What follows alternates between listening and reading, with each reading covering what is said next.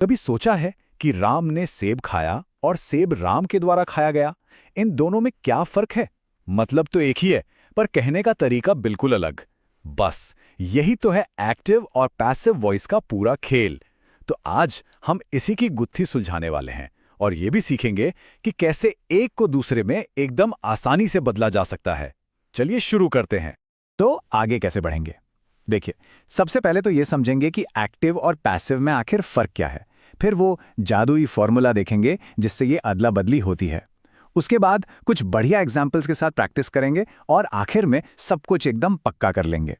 तो चलिए, सबसे पहला कदम इनकी पहचान करना, मतलब एक्टिव और पैसिव वॉइस में असल में फर्क क्या होता है। एक बार ये समझ लिया ना, तो समझो आधी जंग तो जीत ली। तो एक्टिव वॉइस को ना किसी फिल्म का हीरो मान लो। मतलब पूरी कहानी, सारा एक्शन, सारी लाइमलाइट सब हीरो पर। सेंटेंस में जो काम कर रहा है, जो डूअर है, यानी हमारा सब्जेक्ट, वही है मेन कैरेक्टर। और फिर आता है पैसिव वॉइस। इसमें क्या होता है, हीरो थोड़ा साइड में हो जाता है और स्पॉटलाइट आ जाती है सीधे सीधे एक्शन पर।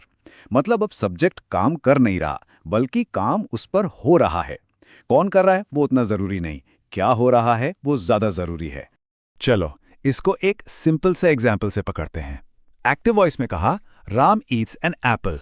यहां हीरो कौन है? बिल्कुल राम। अब इसी को पैसिव में देखो, an apple is eaten by Ram. अरे, अब कहानी का हीरो कौन बन गया? सेब। देखा कैसे बस शब्दों की जगह बदलने से पूरी फिल्म का फोकस ही शिफ्ट हो गया।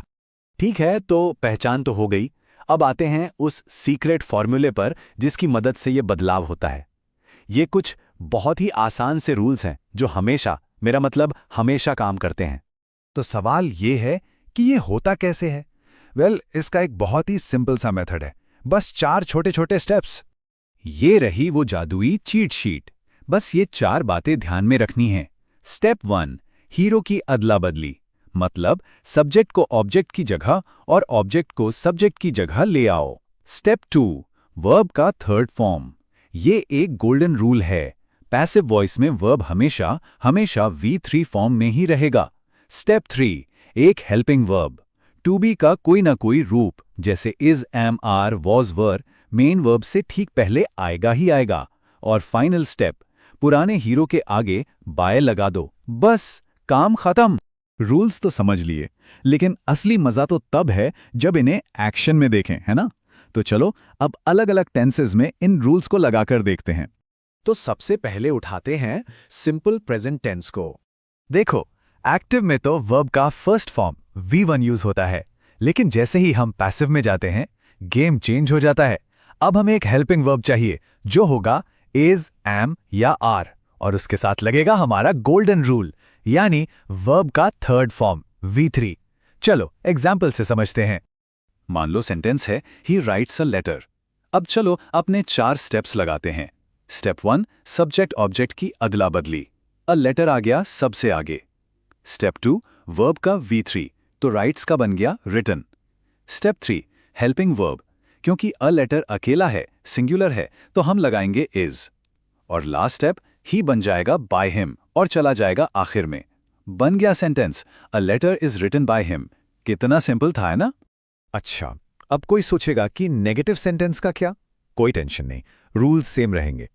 ही does not write a letter, इसमें बस जो नॉट है ना, उसे हेल्पिंग वर्ब इज के ठीक बाद रख देना है। तो ये बन गया, a letter is not written by him. Simple, not अपनी जगह से ज्यादा नहीं हिलता। ठीक है, सिंपल टेंस तो सॉर्टेड है, पर तब क्या जब कोई काम लगातार चल रहा हो, मतलब कंटिन्यूअस टेंस। चलो पास्ट कंटिन्यूअस टेंस का केस देखते हैं। कंटिन्यूअस टेंस में ना एक छोटा सा ट्विस्ट है, एक नया वर्ड एंटर होता है, बीइंग। अब सोचो क्यों? क्योंकि V3 तो हमें ये नहीं बताता कि काम चल रहा था, तो वो रहा था वाली फीलिंग देने के लिए हम वॉज या वर के बाद बीइंग लगा देते हैं। जैसे एग्जाम्पल है, शी वॉज वॉशिंग क्लोथ्स। अब यहां एक चीज पर ध्यान देना, हमारा नया सब्जेक्ट क्या है? क्लोथ्स, जो कि प्लूरल है। तो शी के साथ जो वॉज लगा था, वो क्लोथ्स के साथ वर बन जाएगा। फिर आएगा हमारा नया दोस्त बीइंग, और वॉशिंग का V3 वॉश्ड। तो पूरा सेंटेंस क्या बना? Clothes were being washed bye हर। देखा लॉजिक कितना सिंपल है।